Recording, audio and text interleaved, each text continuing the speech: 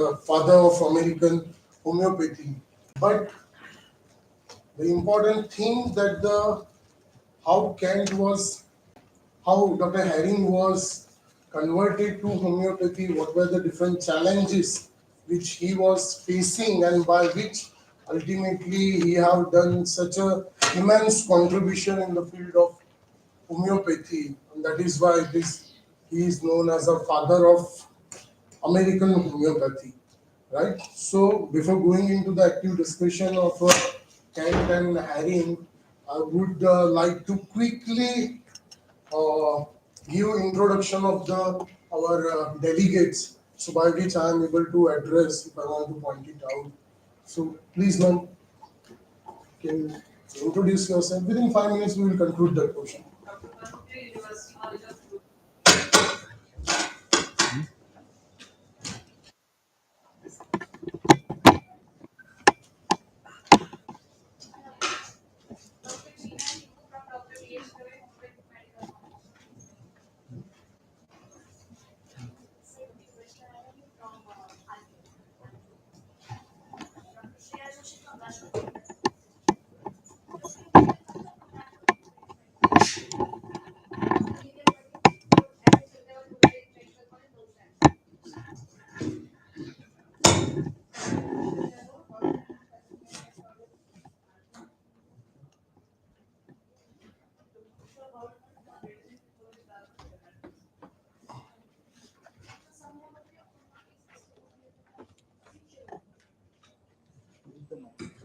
Dr. Good evening, Tajam. Yeah, I'm from Northeastern Institute of Ayurveda and Homeopathy from Shillong. Dr. Prajakta Patil from Hausavari Homeopathic Medical College, Kolhapur. I'm Dr. Archana Sonavane, Sri Bhagwan Homeopathic Medical College, Aurangabad, Maharashtra. Dr. Apeksha Rahane from Takatmal Home. Dr. Rasavari Asare, Anantara Panse Homeopathic Medical College, Alepata, Pune. Dr. Upesh Tiwari from Rajasthan Vidyapeeth Homeopathic Medical College, Udaipur. Dr. Someshwar Narote from Ahmednagar Homeopathic Medical College.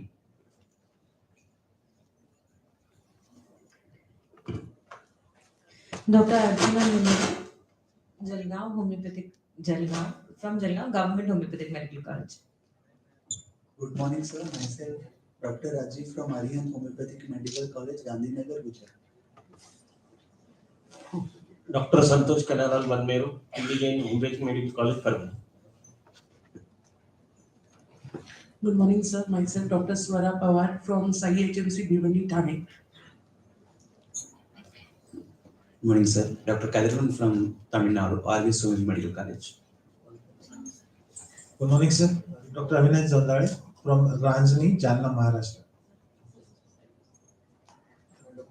Myself, Dr. Gayatri Nimore from Motiwala National Homeopathic Medical College.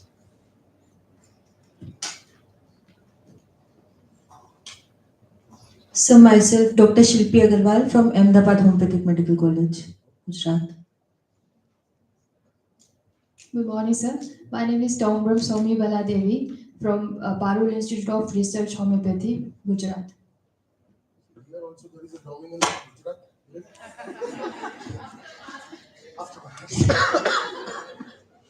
Yes, ma'am, you are a host state, obviously. Okay, so can we have the presentation? Yeah, so as we all aware that see, basically what my point today is, I'm not going to teach you, right? What we are here, as you all are a learned homeopath, right? But the things which we need to understand and we need to convey to our student, that is my principal focus is. If I state something about the Herring or if I state something about Kant, you all are knowing very well, right? But in as we know, we are right now dealing with the CBDC and horizontal study, vertical study, spiral study. Now the points which are required to be understood in a context of this, that is my principal duty, and for which I will do my level best to justify the role which was given to me.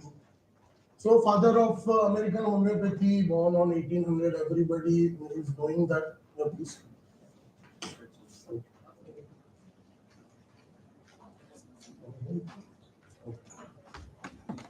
So yeah, as a homeopath, we do know, Haring's law of cure, his 10 volumes of guiding symptom of Magia Medica, also known as the father of toxicology, right? In the context of proving, basically. But let's begin the journey of a Haring's conversion to the homeopathy and how it leads to the formulation of a laws, right? So if you look at the history, there is an interesting incidences which were noted down in the history of Dr. Haring, how he became a homeopath, right? So at the age of 17 itself, in 1817, he founded interest in the medicine and joins the Surgical Academy of Dresden for 3 years.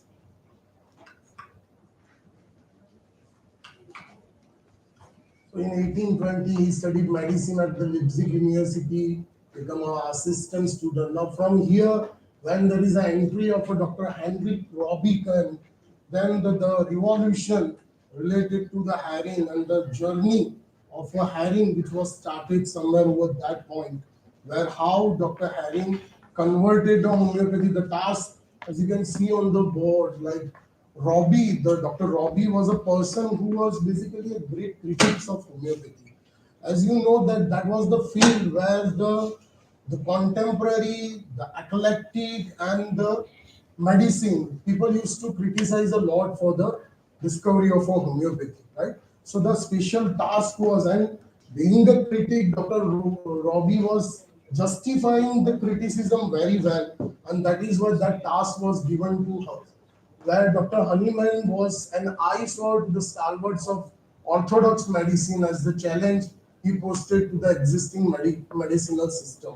Right, the role after discovery of homeopathy in 1796, you all are knowing that the what type of a criticism, what type of a sarcasm, which was stated by the modern medicine.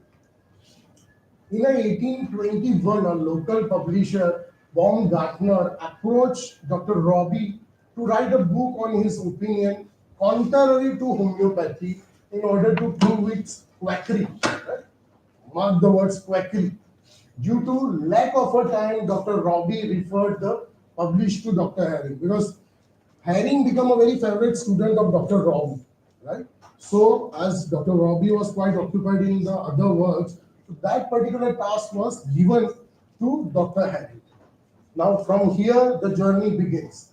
Haring accepted wholeheartedly, and he nearly finished his writing in the winter by 1822. But while writing, he collected the literature on homeopathy that includes writing of Honeyman in order to make the quotation. Now from here, as he wants to criticize, he wants to make a sarcasm, he wants to make a fun of a homeopathy. When he go through the all literature, he found the keen interest that like this is the new science, and whatever the findings, whatever the narration, explanation which was done by Dr.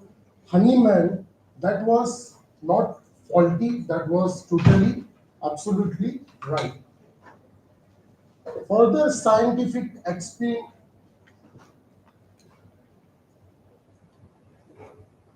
the methodologies of the drug proving and the practical aspect mentioned in the third volume of Magia Medica Pura influenced Dr. Haring. Now this is the point where Dr. Haring realized that the whatever content which was written, whatever the methodologies which were adopted by Dr. Honeyman, how it is useful or how it is challenging, right? So when he gone through the Magia Medica Pura, right? So Dr. Haring so much that he decided to repeat the same experiments guided by Honeyman in Magia Medica to analyze the result of a drug substance. So in a simple language, we can say that he have followed the do's and don'ts of a drug proving, right? Now he repeated the same cinchona bark experiment on himself, and the result was the same as mentioned by Honeyman. So he was convinced that whatever Honeyman have opined, that was absolutely right in his context. Right? Then he begins to find some truth about the homeopathy. Further, now he was not at all contented candidate, right? So as we know, he is having a keen interest in the medical science, and as he have already worked with the Dr. Robbie, so he have decided to further go for the experiment, repeated scientific experiments, confirm the basis of homeopathy, and later he rejects the offer of writing to book against homeopathy. But this was the point where Herring was quite convinced that the whatever Honeyman have opined in a drug proving, in a materia medica prova, or whatever the methods which were adopted by Dr. Honeyman for the conduction of a drug proving, that was absolutely right, and that was confirmed and reconfirmed by the scientific experiments. So in 1824 is the his right finger got infected by dissecting a dead body that rapidly became a gangrenous. As he was having a keen interest in the anatomy, so while performing the dissection, his finger becomes cut or infected. It was the era of a medicine when such wounds were mostly fatal. We know that time what type of a era was there. So his wound basically was not healed by the orthodox medicine. Now these are the certain points which we need to convey to our students. I know many of you are knowing this point, right? But what is important to convey to students that a curious person who belongs to the medical science, who is having a keen interest in the medical science, and he was given a task to criticize homeopathy, and nearly he have criticized also, but by going through the literature, he found that the whatever Honeyman's view, Honeyman's experiment were absolutely right. Right? So a knowledge of anatomy, physiology, pathology, surgery, practice of medicine, if we are doing parallelly, if we are doing with the integrated way, then it would be a very beneficial to our stakeholders. And certain colleges, though CBDC came in the last year or in this year, but certain colleges have already adopted this concept, though it is little bit difficult to parallelly go with the, like for example, if someone is teaching, abdomen in anatomy or dissecting abdomen in anatomy, similarly, physiology, GIT was going on. It is quite challenging also to adopt that method, but the things which is needed that if we are doing an integrated study, why Herring was a successful, why Kant was a successful, the foundation was very, very solid. The allied subject which is needed to be understood, they have understood in a thorough way.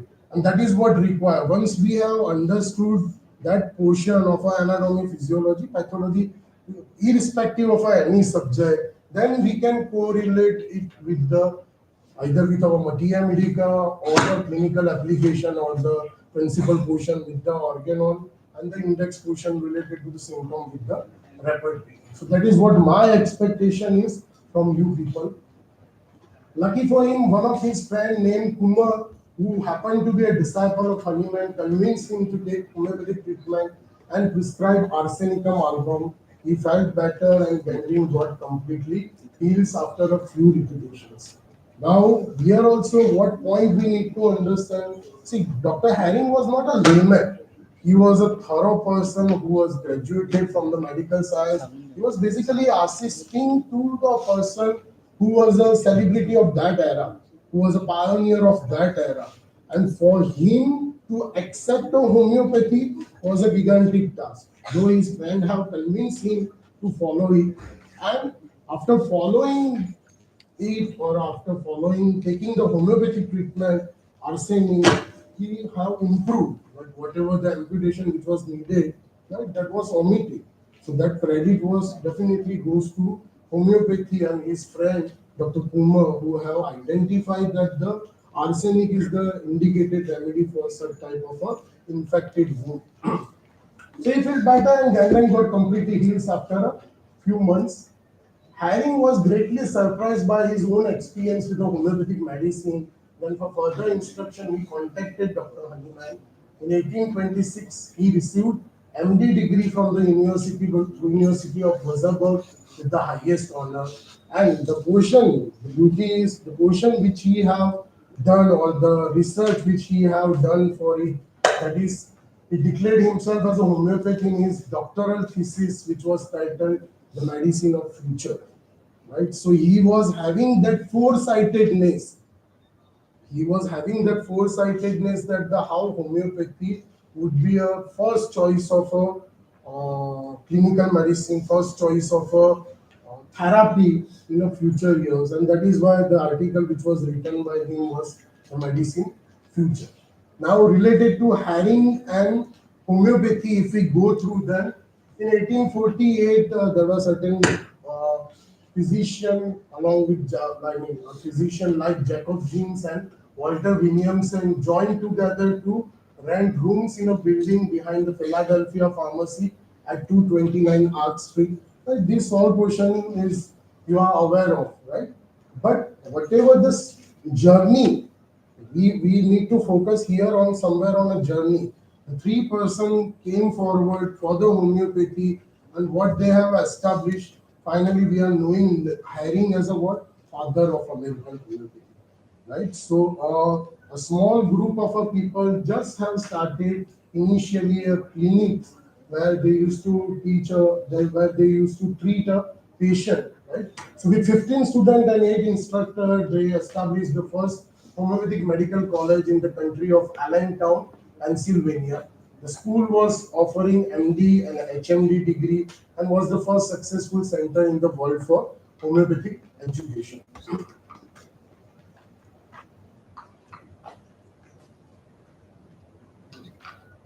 In 1849, while cholera was epidemic, many orthodox physicians and scholars were attracted towards homeopathy. Now, this was also a turning point where majority of the clinicians have converted themselves from the modern medicine to homeopathy. Because as and when the cholera was an epidemic during 1849, there were many casualties, and the modern medicine was not able to give that curative result, that even that palliative result, right, which was expected from the modern medicine. So at that time, again in 1849, where majority of the clinician attracted towards the homeopathy due to its superior result and scientific basis of an experiment. When we used to teach a first year student what is homeopathy, what is case taking, right? So the case taking is art and science. Now these are the evidences why it is considered as a science. If you remove the scientific experiment, if you remove the drug proving, then it is useless. So being artistic also, it is not going to work because you don't know the scientific basis, the fundamentals, the cardinal principles. Right? So if we are having that sound understanding, then we can convey the base to it. In 1850, the college moved to the larger building at 1105 Filbert Street. At the building of 229 Arch Street became the Female Medical College of Pennsylvania. So that was the contribution which was done. In 1862, homeopath managed, and see, even in 1862, what were the perspective of a homeopathy? Look at those figures. 110 hospitals, 145 dispensaries, and more than 30 nursing homes, 60 orphan asylums, and retirement home, and 16 retarded home in the America itself. So right now what we are talking, that is a contribution which was done from a small group of 3 homeopathic physicians who have a keen interest, and they belongs to not homeopathy. The beauty was they were not belongs to homeopathy. Despite of that, they were able to provide the services in such a way where still we are remembering those pioneers. In 1867, after withdrawing from Homeopathic Medical College of Pennsylvania, Herring founded Honeyman Medical College of Philadelphia at 1307 Chestnut Street. Herring trained total 3,500 students in homeopathy, and along with his students, he treated more than 50,000 patients a year. Right now, look at our approach, what we used to treat, or what number of patients which we used to get, even before almost more than 175 years back, they were able to treat so many number of patients with their devotion and dedication. And that is what we require. If we do have those things, then obviously it is going to transform to our next generation. It will going to transform to our stakeholders too. Haring and his contribution. Haring was the chief editor of North American Homeopathic Journal, the Homeopathic News, and the Journal of Allentown Academy. He wrote many articles, monograph. You are knowing it. Yeah, the book is absolutely epic. That is Domestic Physician. If you go through the book, then you will realize what amount of clinical soundness which was won by Dr. Haring. He wrote Domestic Physician and the Guiding Symptom. Everybody knows the importance of a guiding symptom. Now we have proved more than 72 remedies, and look at those remedies without which we cannot think of a homeopathic practice, right? Whether it is Cantharis, Colchicum, Audum, Aserium, Sabadina, Sabina, Surinam, Nux, Lachesis, Crotalus, Hydrophobinum, Platina, Floric acid, phosphoric acid. Haring also invented the decimal scale of a potentization. On the evening of 23rd June 1880, after attending patient's house call, Haring died on the way back due to heart attack. Even while on a even while serving, he was giving the services to one of the patient, and finally he have taken a last breath. So till his last breath, he have served a homeopathy. Right now, before here in this portion, as far as Haring is concerned, what are the different things which we need to understand and we need to convey to our students? I would like to have a discussion that would be a much better. Anyone? What do you think that what are your learnings out of the Haring? See, monotonously, if I speak on, then 3.5 hours will be accomplished. I want an interaction from your side also. Anyone would like to state anything do you found that the contribution of a Haring and we should not,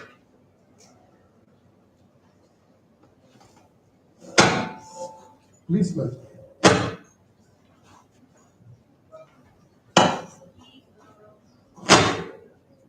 So Dr. Herring was not a homeopath, and he was given the task of criticism, matlab, writing a critic book. But being students, for the students, I learned that seeing Dr. Herring, we should inculcate in the students that by criticism also we can do something good. And matlab, criticism is not only negative, but it can lead to positive results also. So That this can be converted in a positive strength. it can be converted into a positive strength. And so also the major contribution is the Herring's law of cure, and the guiding symptoms which materia matlab, for materia medica. Thank you, ma'am. Thank you for your Thank you, sir. valuable opinion. Is there any one of my friends who would like to state anything? Please, ma'am. One of the very important thing that whenever his teacher ordered him to write down something against Dr. Hahnemann, but he did not blindly follow his order, but first he experimented on cinchona bark, and he took the experience of homeopathy, and he refused to write out against homeopathy. And the second thing is he considered homeopathy as a medicine de futura. It is a medicine of future generation, medicine for future generation. These are very important points regarding the life history of Dr. Harry. Thank you, ma'am. Thank you very much. So, according to ma'am, there is that analytic mind also required even to do that criticism, and out of a criticism, how you can convert that criticism into the strength also. Yeah, anyone else? Please, sir. Dedication and hard work. Right? Dedication, hard work. hard and smart work with a scientific work. Yes. Right? Please. Please, Bhatt. Sir actually जब हम लोग herring के बारे में पढ़ते हैं और herring के कन्वर्सन के बारे में पढ़ते हैं और नोटा बेनी में जो लाइन जिसको पढ़ के एक्चुअली हेरिंग इफेक्ट हुई थी उस लाइन को नहीं पढ़े तो हेरिंग का लाइन एक्चुअली अधूरा है। सो जो लाइन था एक्चुअली वो लाइन नहीं पढ़े तो हम लोग मतलब समझ नहीं सकते कि हेरिंग कैसे convert. Exactly that was the punching line because of which he converted.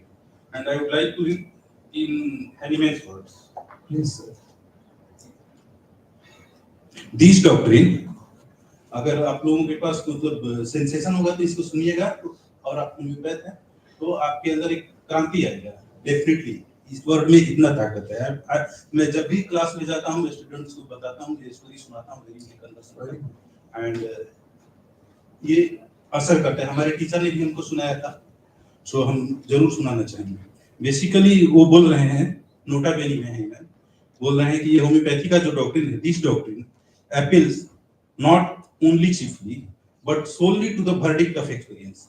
मुझे मेरे नाम से मेरे जाति से जज मत कीजिए, अपने एक्सपीरियंस से जज कीजिए। रिपीट द एक्सपेरिमेंट्स, मैंने जो एक्सपेरिमेंट किया है उसको रिपीट कीजिए। Repeat the experiments, it cries allowed.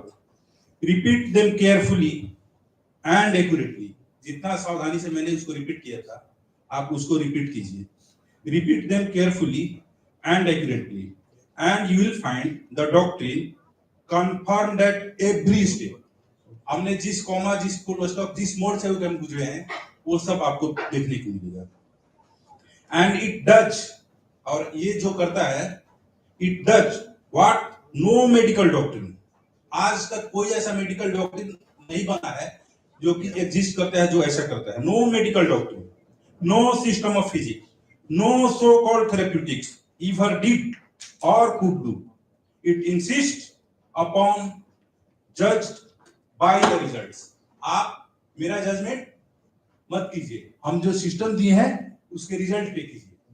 ये लाइन जब पढ़े थे हेरिंग, उसके बाद वो बोले कि कोई मतलब कोई इतना सॉलिडली कैसे बोल सकता है, इतना कॉन्फिडेंस से कैसे बोल सकता है।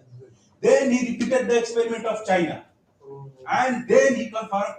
He just said himself in front of Hahnemann. So this was the main point through which Hahnemann converted hearing. And जो हम लोगों का ऑर्गेनॉन ऑफ मेडिसिन का बुक आता है उसमें केन मार्थुर का इंट्रोडक्शन एक दिया हुआ है 5th and 6th एडिशन का, उसमें ये लाइन लिखा हुआ है, इसको पढ़ना चाहिए, इसको पढ़ाना चाहिए। ये लाइन अगर नहीं पढ़े, ये लाइन अगर नहीं पढ़ाए तो हेरिंग का कन्वर्सन का स्टोरी ही खत्म, कुछ नहीं, उसका इसेंस ही गायब है। Thank you very much for your valuable opinion. Yeah, anyone else? Yeah, please go.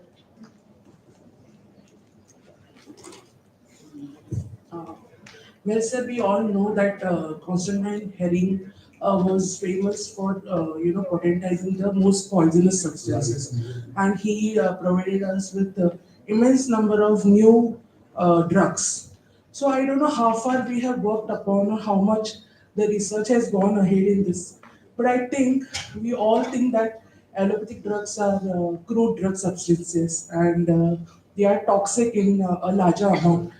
I think we can, guide our students and, we can ask them to do some research and probably we can potentize these allopathic drugs homeopathically and probably prove and, we can see how much they are effective or whether they are really working, and probably we can open up a new kingdom for our own selves in material medical. So I think this can be one thing which we can do. Definitely. So there is a one unexplored window which we can explore through the hearings. Hello, sir. Sir, amongst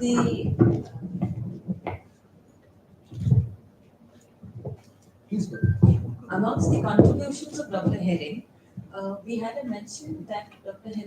Herring invented the X potency, the decimal potency. I was a little confused with that because Dr. Herring was converted in 1824. 1822, and then he conducted his experiments, and then he got converted to homeopathy. In 1826, he declared himself a homeopath. Until then, Dr. Hahnemann was already prescribing. So, what potency was Dr. Hahnemann using if he has invented the decimal potency? So if you look at the older literature, there was, the medicine which was prepared was more of a crude form, right? In a crudest form, it was utilized, and then Hahnemann and later on Haring have started to work on it, and that might be those years where he must have established. Any one of my friend would like to highlight this point, then they are free to state.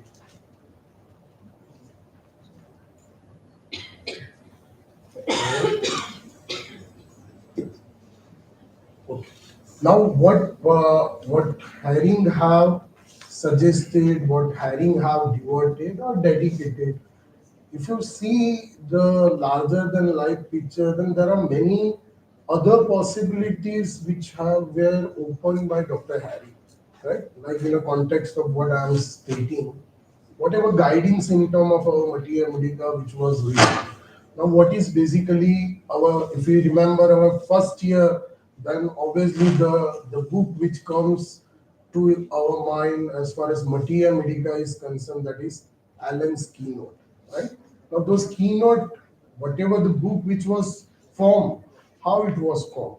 If you go through the literature, then whatever the things which were written by Dr. Constantine Haring in his guiding symptom, that was summarized.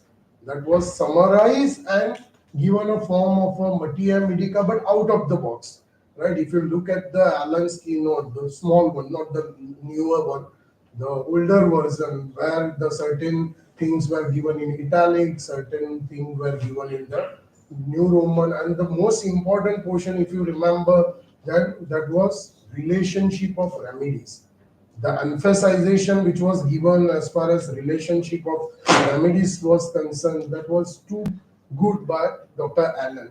Second point which I would like to quote, that the whatever symptomatology, like if we correlate the Haring guiding symptom, then he is famous for many things, right? Like not only for the characteristic symptom or keynote symptom, but he was also famous for giving constitution. He was also famous for giving state, also famous for the disposition, traits, right? The action on the nerves. Now, if you remember, then our second Puritan repertory in 1896, right? The repertory by Dr.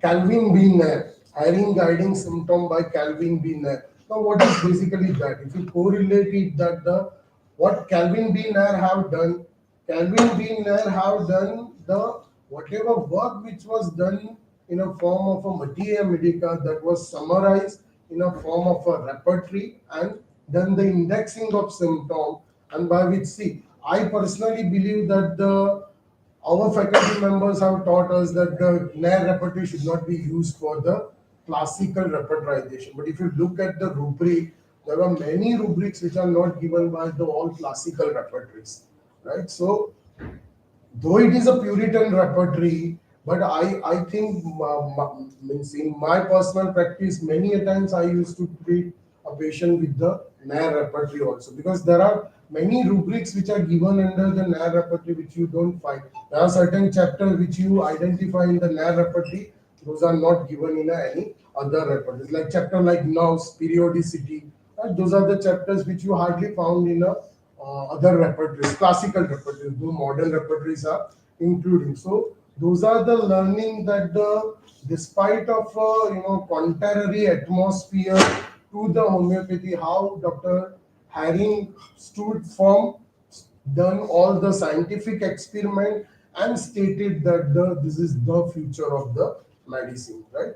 So in that way, and what as Madam has stated, that the toxicological products and its derivatives in the form of remedy, that needs a lot of courage, right? If I am taking a poisonous crude substance for a drug proving, you know that there are many consequences which are likely to face. But Haring was having that dedication towards the homeopathy, and that is why we are also knowing him as a father of homeopathic toxicology, right? Where majority of the remedies which are toxicological or poisonous in nature, they were proved by Dr. Harry. Okay, now moving to our great legend, Dr. J.T. Khan. Majority of you are quite aware of it. On 31st March, he born in 1849, graduated from the Medicine University, secured A.M. degree from the same university. I'm going quickly because I want to show something additional to this presentation also. So again, in 1874, he got married with Aline and settled in the St. Louis. But unfortunately, at the age of 19 years, Dr. Kant's first wife, at the age of her 19, she died and started practicing as an eclectic physician and become member of Eclectic National Medical Association. Now, see, when we are conveying the same to the students, are we able to convey, like this is the portion, because Kant was, famous eclectic physician, he was chairperson of a eclectic, but what were the other degrees which was owned by Kant? Anyone? Eclectic physician तो वो बाद में बने, उससे पहले कौन सी degree ही already pursued those. Any one of my vice friend would like to state anything on it? Because if you look at the history of a Kant, it is very interesting history. Aeropractice, okay. Anything else? Our learned homeopaths are there, so they can guide us. Okay, that portion I will cover in a later portion, because why we are still in today's era, why we are following the Kantian philosophy, why we, as and when the word comes to the repertory, we used to prefer a Kant repertory, as and when the word comes for the drug picture, we used to refer a Kant. I will give you the answer in a while. 2 years later, he became a professor at anatomy at American College. He got married to the second time to Dr. Lucy, to whom he was much devoted. In 1878, Lucy becomes seriously ill from insomnia, nervous weakness. These all things you are knowing it very well. Lucy, now at that time, homeopathy was in the cradle. Homeopathy was taking the baby steps, right? So Dr. Lucy heard about this homeopathy, right? And Lucy have requested to have a homeopathic treatment through Richard Fallon, who was a famous physician of that time. Kant strongly opposed his consultation and even ridiculed his way of questioning while examination. Now, this is a Kant's perception, right? When Dr. Fallon was invited at a Kant's home, Kant's mansion, at that time, the way Dr. Fallon was asking a question, right? So can find out that it is ridiculous to have such type of a questionnaires to the patient where the patient is already declared that the patient is not going to cure, because all the existing science have done all the efforts, and despite of that, Kant's wife was not improving. But after the prescription from Lucy begins to recover dramatically, so we know that incident. Kant was reading and he went to look at whether his wife had taken a second dose. By the observation, he found that she was already sleeping. So we all know that. I don't want to go into the detail of that. This incident made deep impression on Dr. Kant and decided to study under Dr. Richard Fallon. He started to believe that homeopathy was the only system of medicine which look at the fundamental cause of the illness. Right now this portion I would like to emphasize also, and I would like to have your reaction. Why Kant might have stated this sentence? Why Kant must have stated this sentence? Because to state this type of a sentence, there were many prerequisite qualities required, right? Where this is the fundamental cause of the illness, where the homeopathy used to treat a only fundamental cause of the illnesses. So that again we will cover in the while. In 1888, Kant's second wife died. In 1890, he moved to the Pennsylvania to take a position as a dean of professor at Philadelphia. He remained in the position until 1899. Now, Clara Louise Tobey, the third wife of a Dr. J.T. Kent, right? Clara Louise was basically a person who was a patient converted into homeopathy. So Clara Louise Kent was famously known for her own contribution in a posthumous edition of a Kent. Right? We all know that. But basically, Clara Louise Tobey came in contact with Dr. Kent through the patient and physician relationship. Turned homeopathy, treated by Dr. Kent, and later she became his wife. She helped him in completing the famous work on homeopathy on 6 June 1910. He died due to the Bright's disease at the age of 67 in Montana, Dr. Kent, and left his legacy for his fellow homeopaths. Right? In the field of teaching, you know that the what immense contribution was done by Dr. Kent. From 1881 to 1888, he was a famous teacher of Matia Medica, Homeopathic Medical College, St. Louis. In 1890 to 99, professor of Matia Medica. 1903 to 1909, he was a senior lecturer at Matia Medica in Honeyman College and Haring Medical College. Dr. Kent supported the use of a 30, 200, 1M, 50M, CM, DM, LM potency made on centesimal scale. You know it very well. He established the doctrine of series in degree while treating the chronic disease. He discovered that, now this is also a very important point, which we are still following. He discovered that after completion of the action of 30 potency, patient needs 200 potency. But when the action of 200 potency get exhausted, he require 1M potency of the same remedy and so on to keep him under the action of remedy till he gets cure permanently. Right? Ascending potency, we are quite aware of it. He discovered the law of a vital action and reaction. He founded that the homeopathic aggravation is necessary after the administration of exact simillimum. There has to be an aggravation, right? Even for the, as you are all learned homeopath, we know that even in LM potency also it is expected that the aggravation has to be there. But precisely it was stated it is neither perceived by homeopath nor by the patient. He gave much importance to will, understanding, and memory of the patient, by which we can do an individualization and able to find out mental general of the patient. Now, this is the tricky portion where Kant was till today famous for these things, right? Will, understanding, memory, general symptom, specifically mental general symptom. Because our teacher, at least my teacher, have taught me in that way that the Kant is equal to mental general and mental general is equal to Kant, right? But I today taking this opportunity, grabbing this opportunity, that if you look at the Kant as a clinician, if you look at the study of a cases which was treated by Kant, then it was not as such, where he always emphasized on a mental. No, it was not.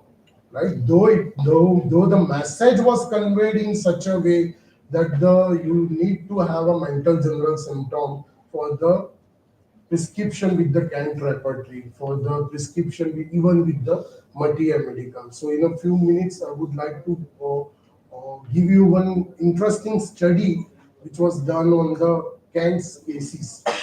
He did not give much importance to the constitution here. This is also a very important phenomena from which the famous sentence came, that is, or famous principle came, or doctrine came, doctrine of individualization. There is no two individual alike. Because if you look at the constitution by that time, if you are aware, then the constitution, firstly, it was given by, constitution was given in 16th century by Gravons.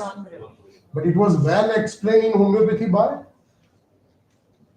J.H. Clark. If you look at one book, Constitution by J.H. Clark, whether it is hydrogenoid, nitrogenoid, carbogenoid, or oxygenoid, right? But in that era, Kant have refused that we should give importance to the constitution. Why? Because each constitution is an individual constitution, and that is the time where he has introduced the doctrine of individualization. Now, before this, I would like to have one more presentation. What is PDF over?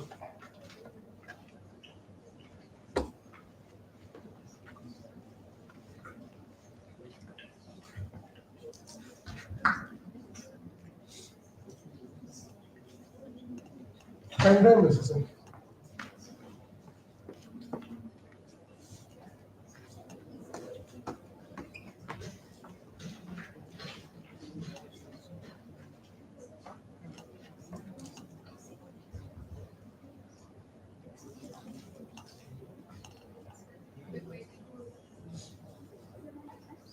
ऊपर pen drive नहीं, ये वाला नहीं, pen drive के source में चले जाओ.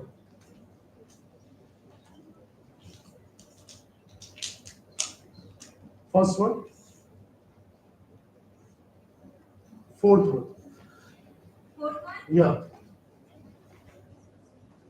You need to have PDF reader, I think.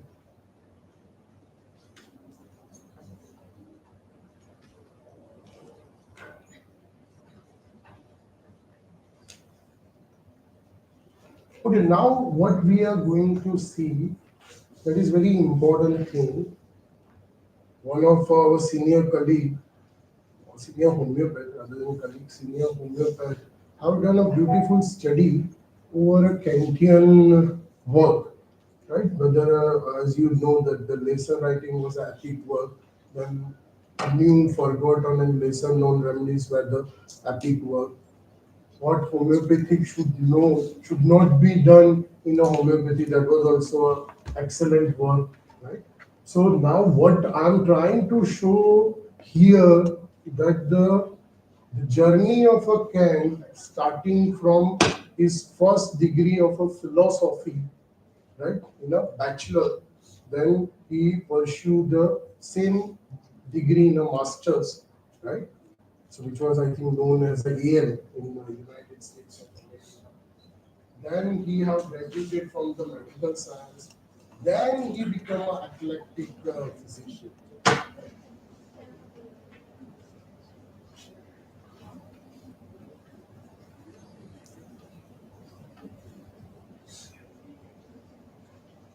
And then,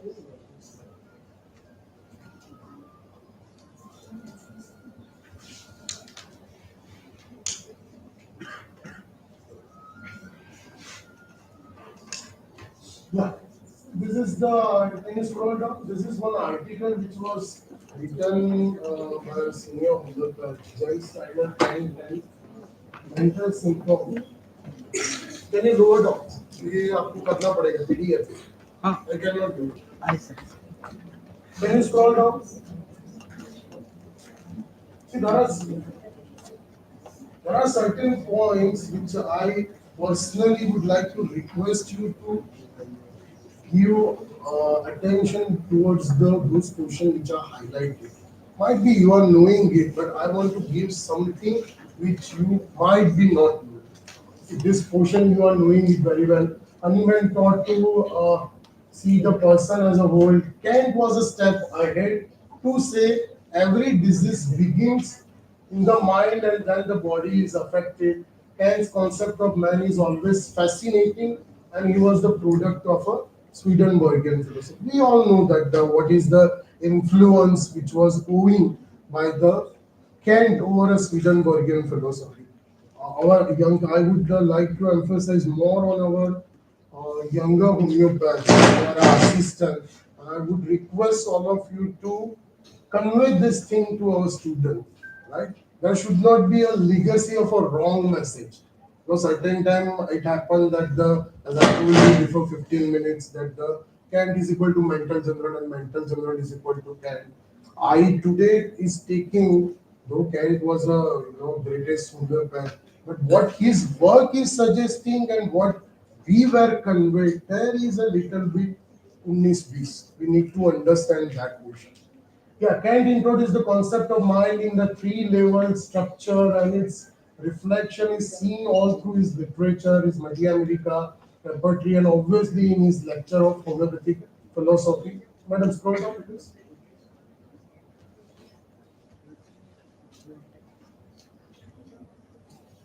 Yeah, so certain points again quickly I would like to go through. Even a century after his death, he is still contemporary. His perception of man, explanation of disease and health, and his view of analyzing and evaluating symptom, notion of second prescription, understanding of prognosis of case, kept ourselves imported and all the modern repertories produced from the Kant's repertory structure only. Now this is the purpose of study. Why I have included, there are certain reasons. This study was done retrospectively, right? I would again request to our first year BHM students also to be focused here and try to understand what work which was done by Kant and how that legacy was carried forwarded through our faculty members and how it was conveyed. So there is a little bit communication gap that I want to rectify. This study is retrospective and based on the case record included in Dr. Kant's lesser writing. Please scroll down.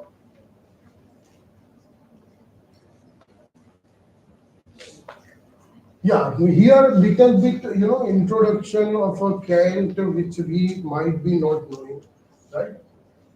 His degree was basically PhD, which is related with the Bachelor in Philosophy. He then got AM, right? That is a Master in Philosophy. Why Kant's philosophy is still we are following? This is one of the important reasons. Before an eclectic practitioner, before conversing himself as a homeopath, he was having the 2 degrees of a philosophy, bachelor as well as masters. Later, he studied the medicine in the Bellevue Medical College and finally got the Doctor of Medicine. And in 1873, he got a eclectic physician. Scroll down. The word meaning eclectic. Now, again, maybe you are knowing what is eclectic, but how eclectic is applicable in a Kant's life, how that eclectic phenomena is applicable in Kant life and how he have integrated that portion in his clinical practice. That is my principal point, to give you that understanding.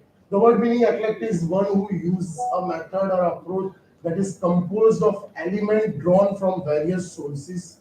The word eclectic derived from the Greek word eklektikos, which literally means selective. Eclectic was originally meant to early philosophers who were not stuck to any particular branch of philosophy, but in its place chosen any concept. They liked them from every school of philosophy. So try to understand this word. See, eclectic doesn't mean that this is the philosophy which I am going to adopt. What he wants to convey, eclectic are those people who are free-minded. First thing, eclectic people are those who are having that sound adaptability. They can adopt the base out of anything. Whatever base which is identified, the people who are following eclectic, they used to adopt it. Unprejudiced. The standard rebellion against the no what why the eclectic school comes ahead or came forward. This is the reason. The beginning of eclectic medicine in America was standard rebellion against the unscientific medical treatment technique, as creating purging by the application of calomel or mercury chloride mineral and other mercury based drug and extensive bloodletting. Stuart Close write in Honeyman's time, the death of our own George Washington, who was a president, was undoubtedly caused by the repeated bloodletting to which he was subjected. He was almost completely exonerated. Right? Now, why this is important? Because you know that during that era, bloodletting and use of a certain chemicals and minerals to treat a patient was very common. So there was one sound came from the eclectic school that this is the wrong practice and we should not support such type of practice. That was the time where the eclectic school is started to believing in a mankind, for where they want to contribute whatever, like they want to stop this risky means of a treatment. They want to avoid the unscientific medical treatment. Okay, Cantor Hall joined in 1873, then it established school of taught for 40 years. It understood this school called eclectic used the herbal medicine and was away from the violent and heroic medical use. So that was the reason why the eclectic school came forward. Our matter of interest is there must be some hidden characteristic in Kant force him to walk against the conventional school. Basic character of leaders of this school of thought was humanistic attitude, first point, and opposite to the conventional interest. This was his the religious belief also. Then comes the Swedenborgian understanding was blowing over the mind of young Americans. John Milton Scudder was a follower of a Swedenborgian belief, and as we all know, Kant was an announced Swedenborgian. Now, here there are certain points which I would like to have from this side. When we are addressing our students that the Kant was a firm believer of a Swedenborgian philosophy, right? So if somebody asks you what are the influence which was adopted by J.T. Kant as far as Swedenborgian philosophy is concerned, how you are going to suffice your students? Student बच्चे ने question किया कि मुझे जानना है कि स्वीडनबर्गियन philosophy क्या है और कैंट उससे क्यों इन्फ्लुएंस हुए और इन्फ्लुएंस हुए तो प्रैक्टिस में क्या क्या उसमें से इंप्लीमेंट किया. So I want few of you to interact on these things. Give your view on this. Because Swedenborgian, you know very well what amount of influence which was there as far as G.T. Kant is concerned. In fact, if you retrospectively see the history of Swedenborgian philosophy in United States of America, it was epic. You know, everybody at that time wants to follow the Swedenborgian philosophy. Now, what I'm trying to ask you that do you find anything which are there in the Swedenborgian philosophy which was adopted by G.T.? That is my basic question.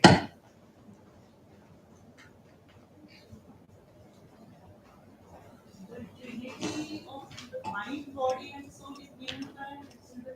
Right, exactly, ma'am. Mind, body, and soul trinity was given, okay. Right. So there is a vital force and that is dynamic in nature. Swedenborgian philosophy mainly believed that there is motion among the molecules and they are divisible. So Dr. Kent said is my Yeah, understanding. let it be. This is also my understanding. So Dr. Kent must have be influenced by this only. There is presence of vital force. He would have understood the presence of vital force and its dynamicity by the Swedenborgian theory. He related it due to the Swedenborgian theory because it also said that the living organism has the molecules in motion and that only keeps the person living. Right. But if you look at the Like force is there, yeah, that is right. If you look at retrospectively in our history, there is a different opinion of Dr. J.T. Kant regarding vital force. What he have opined it? Simple substance. Now, why? How come that simple substance came?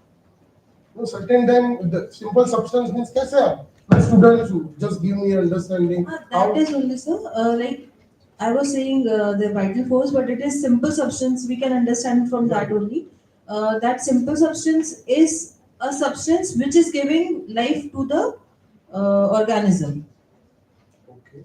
So from that only, the substance are the molecules. Right. When it is related to chemistry. So when there is motion in that molecules, uh, that can be related to the dynamicity in the living person.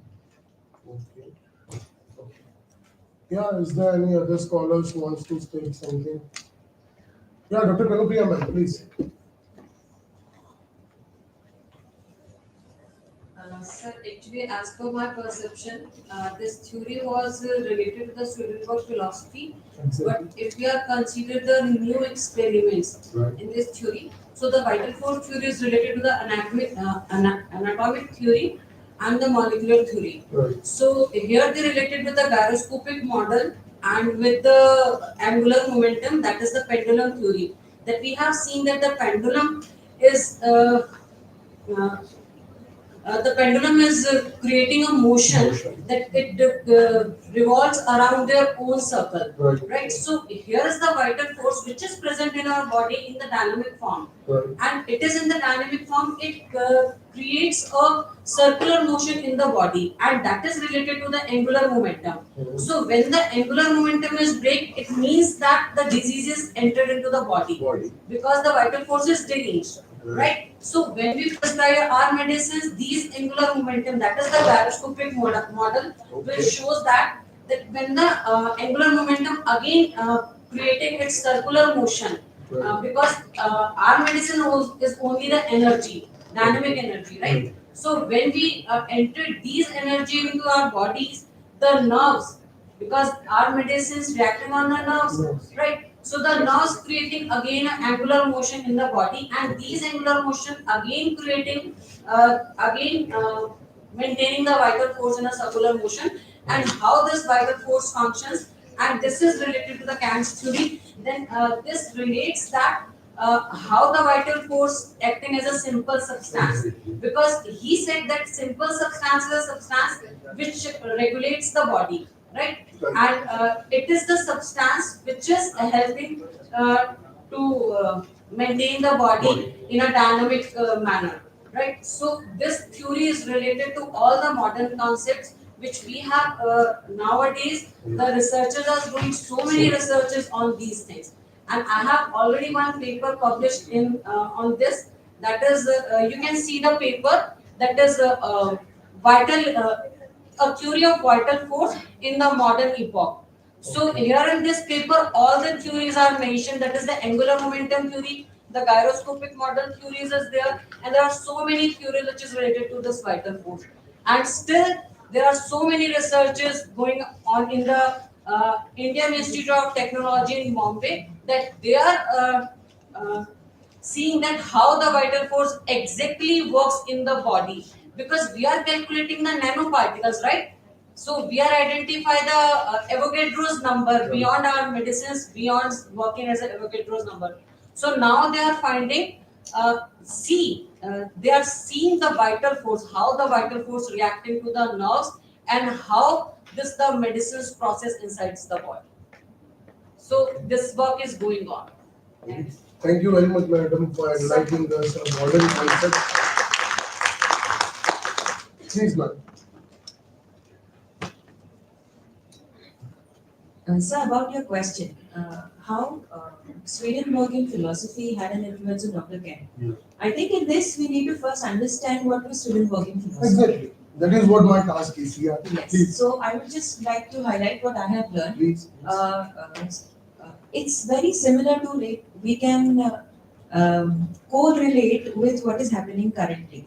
So we have so many stalwarts like Sri Ravi Shankar ji, like so many other people who have their own philosophies and which help people come out of the stressful environment of their lives and live their lives in a very good manner, in a way. So in that era, when there was Swedenborg, there was church, and there were ethics, and there were roles, responsibilities, etc., which was probably very, it was not very easy for people to follow all of it, Exactly. and everybody needed that freedom. Right. And then this Swedenborg person comes into picture, and he has his own philosophy where he people to live life the way they want and freedom and all of it. And in his philosophy itself, he mentions that there is in the process of freedom, what we lose and what we gain. So then you have your mind, which is the chief thing, which controls everything in your life and in your body. And when Dr. Kent came across homeopathy, he realized this, that individuality is where we consider mind, body, soul as a whole. And this is where he related it to Swedenborg's philosophy. And that is how he realized, and in his background was also philosophy itself.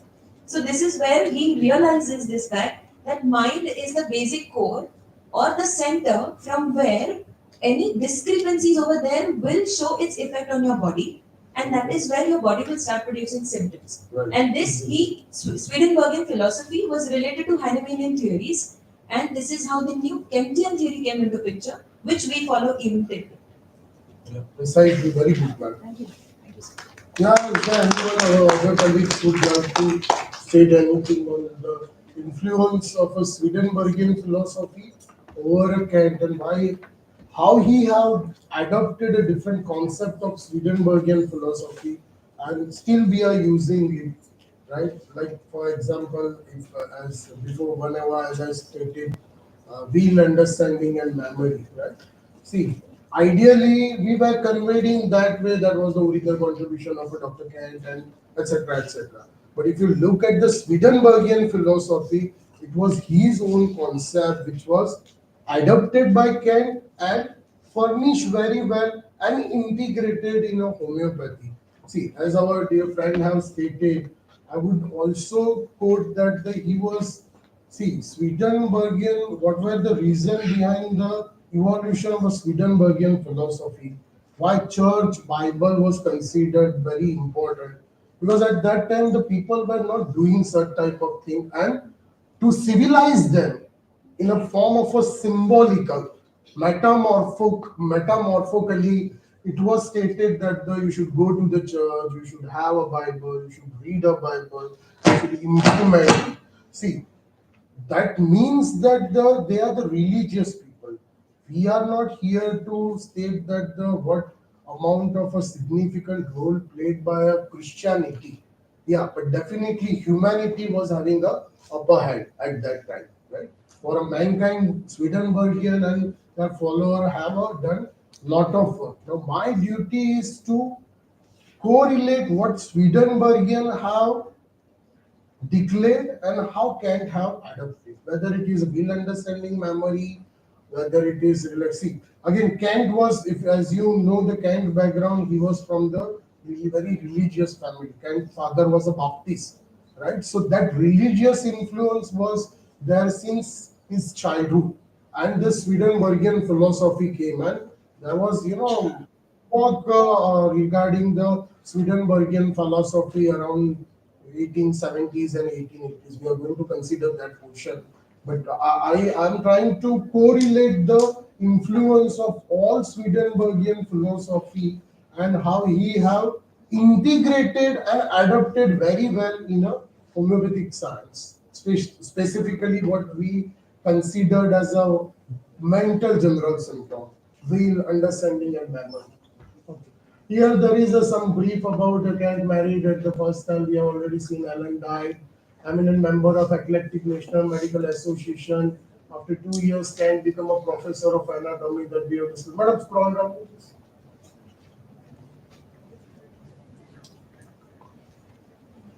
This we are knowing how he become a homeopath. It was around 1887, Lucy Kant's second wife expired from his familial legacy. He was a strict Baptist. Basically, during this time, he started studying and relaying up the philosophy of the Swedenborg. These are the certain portion which at least I was not aware before this CBDC. Let me tell you very frankly. See, what exactly portion which was stated as Lucy died, right? So due to the death of her wife, he was very much disturbed, right? So to cope up that anxiety, stress, depression, right? What he have done, he have started to studying and relying upon the philosophy of the Swedenborg. So this is the turning point why Dr. Kant have attracted towards the Swedenborgian philosophy. This gave him a mystical vision over a sickness and getting cure.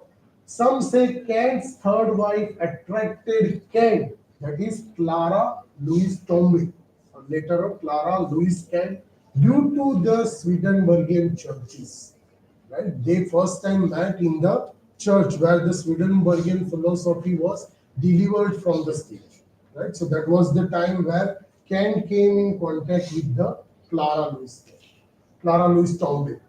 The story may be different because Swedenborgian influence over the young people was tremendous. So Emil, who was Emil Swedenborg, that is given little bit. As for the medical involvement is concerned, during 1730s he conducted many study of anatomy. He was the first who anticipated the existence of neuron. So that is what horizontal, vertical study, what we are here for. So this is the correlation of the same, right? Where he have identified, anticipated, and the existence of neuron in a human body. He constructed the existence of a cerebral cortex, CSF, function of the pituitary, and the connection of the frontal part of brain with the intellect. In 1730 onwards, Swedenborgian become much interested in a spiritual matters and become a strong-minded to find a theory that can explain how matter relates to spirit. Right? So that was the time where the Swedenborgian have moved on from the anatomy or a physiology or whatever the identification of the landmark of a brain or a body. Please. He came out with the theory. Now, this is the important question. I would like to request faculty members as well as the dear students to focus on this point. He came out with the theory of three. He means Swedenborg. According to him, there are three levels of mind in every human. The sensual mind represents instincts and sensory perception. The second level, that is emotional mind, representing affection and feeling. And the third level is the rational mind, representing the capacity to make the judgment. See, this portion, maybe we are knowing it, right? But we are knowing under the influence of psychology. At that time, psychology was not developed. Even psychology was not existing, right? Whatever functionalism, structuralism, behavioralism, that was not established. That was the era where the psychology was not at all there. Even psychology developed in the after 1900. But whatever the 3 point which was stated by the Swedenborgian, madam, can you scroll up little bit? थोड़ा ऊपर करेंगे, please. ऊपर. Yeah, please. If you look at those 3 points, then you are able to understand the correlation with the will, understanding, and memory. This is the background. This is the source from which Kant have stated that the mind is everything. Will and understanding constitutes a man. Will is the house in which understanding resides, right? And at the same time, as he was having that religious influence, when we go through the lectures on philosophy, first chapter, the Sikh, you can see the example how much he was a religious, right? So here, this 3 points were quoted by a Swedenborgian, where the first point, which is related with the sensual mind, represent instincts and sensory perception, right? Instinct, again, now instinct you can easily correlate out of the box with the will, right? Sensory perception, right? The second level, that is emotional mind, representing affection and feeling, and the third level of a rational mind, representing the capacity to make judgment. So we are making judgment on what? Memory. Whatever perception, understanding. If you want to understand how we are able to justify our students that the will and understanding constitutes a memory. Understanding is always based on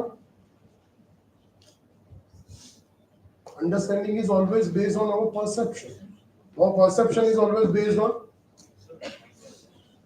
again, collective experiences, right? Whatever collective experience which I have, from which I am going to perceive, it is better to stay here to learn something, right? But those collective experiences based on what? Anyway, Circumstances. circumstances, right? What should be, prerequisite to understand the collective experience? As you are uh, as you are interested to learn something about the organon, that is why you are here, right? So as per my understanding, collective experience is always based on a conscience, an ability to understand what is right and what is wrong, right?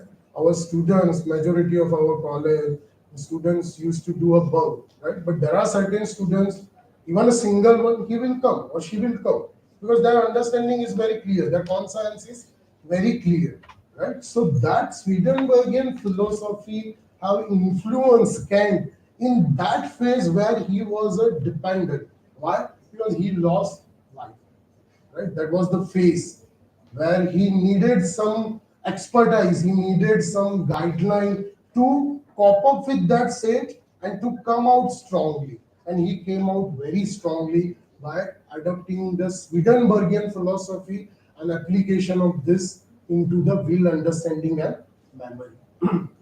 Okay. Charles Hempel, yeah, that was also a person who wrote a lot on Swedenborgian. Please scroll down.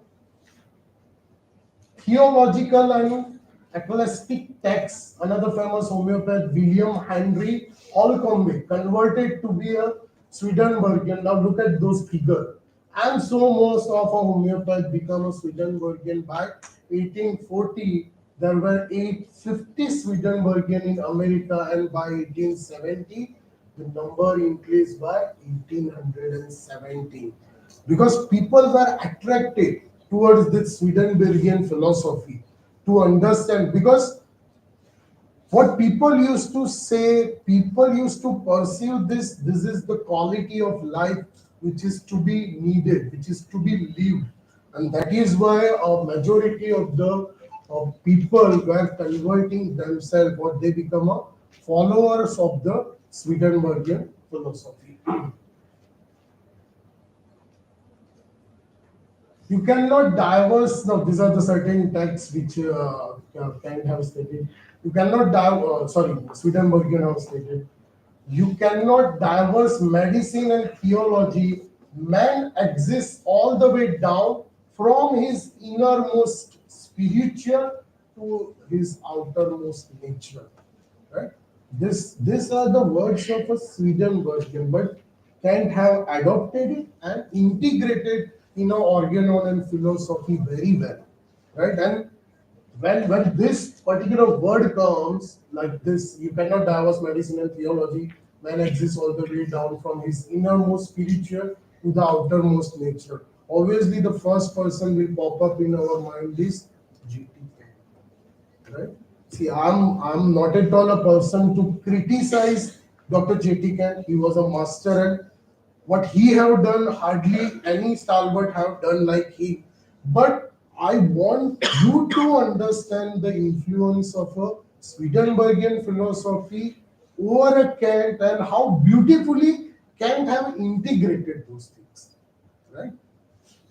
The external man is but an outward expression of an internal. So the result of disease are but the outward expression of the internal sickness. Right? Now this again when we see this, again Kant used to come in our mind. But if we don't know Swedenborgian philosophy, then this thing is not possible. If he don't come across the Swedenborgian philosophy, he might have not stated such type of a thing. If you try to understand the second portion itself, right, then you are likely to get that the what amount of clarity which was owing by the Swedenborgian and how beautifully it was integrated by the Dr. Kant. External man is but an outward expression of internal. So the result of disease are but the outward expression of an internal sickness, right? This is what called will and understanding constitutes a man. Will is the house in which understanding resides, right? So you need to understand the adaptability of a Dr. Kent over a Swedenborgian philosophy and conveyed and integrated and correlated with a homeopathy in a very classical way.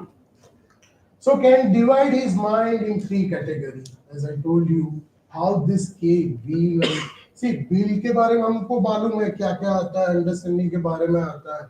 तो ये आया कहाँ से? So now it is our duty to convey the same to our student also, that the influence of Swedenborgian was such at a peak level to Dr. Kent, and by which he has stated all the golden statement of his entire practice. Please go further. This is also a very important field. Now there is a psychology field is in the cradle and beginning to take a baby steps, right? The first psychological school was established by in the year 1879 in Leipzig University, and the name was given structuralism. This was followed by functionalism. Of a William James, and third came by the behaviorism, right? But the epic work, we all know that the epic work as far as psychology and clinical psychology is concerned, or applied psychology is concerned, was given by Dr. Sigmund Freud. Psychoanalytic school was founded by Sigmund Freud with stress on the study of an unconscious mind. Right, study of an unconscious mind is very important. Very interesting fact is that Freud's masterpiece, The Interpretation of the Dreams, was published in 1900, and in the same year, Lecture on Homeopathic Philosophy was published from Kent's side. We must remember the Freudian theory, Sigmund Freudian theory, also speaks of three of Swedenborgian concepts. Now, what Dr. Freud have done? He have not adopted word like will, understanding, memory, or conscious mind, and the portion which is related with the perception, the portion which is related with the emotion. He have given the three classic words, that is id, ego, and superego. As we have done our post-graduation, we are quite acquainted with it, but the same should be conveyed to our students also. Okay, how it is Swedenborgian philosophy, Dr. Kent and his experience, and the field of psychology which was evolving. Because before that, this work, The Interpretation of a Dreams by Dr. Freud, is a very epic work. But if you look at the Kantian repertoire, so he have already considered the dreams, because he was very clear that the dreams is the phenomena of a subconscious mind. Right? So lectures, id, ego, and superego, or conscious, pre-conscious, and unconscious. That iceberg phenomena, you must be aware of that iceberg phenomena, which was shown in a classical book of psychology like Morgan and King. And though not directly, but we get the glimpses in a massive literary work of Kent. His Materia Medica reflects this journey from pre-conscious to unconscious, and it's written as the guiding force to all the person's activity. I know I ought to love my children. Try to understand this point also. I know I ought to love my children and my husband. I used to love them, but now I have no feeling on the subject. Right now, subject means related to the family member. Sepia, feeling of lovelessness, a resultant of lack of love from the partners. So how there is a shift, right? A person who loves most, and from that there is a stage coming which is indifference. Right? Same person, but having a two different approach. So that is why, we used to say our student, whenever you are doing dealing with the chronic case, when we are dealing with the chronic case, we used to give importance to what? Time, event, effect, summarization. At least I am doing it. One tabular form has to be there. In a chronic case, we are going to divide the complaint into this 4 components. So right now we are having shortly a tea break, and later on we will continue with the theory portion, and later on we will have a practical aspect of the same. Thank you very much.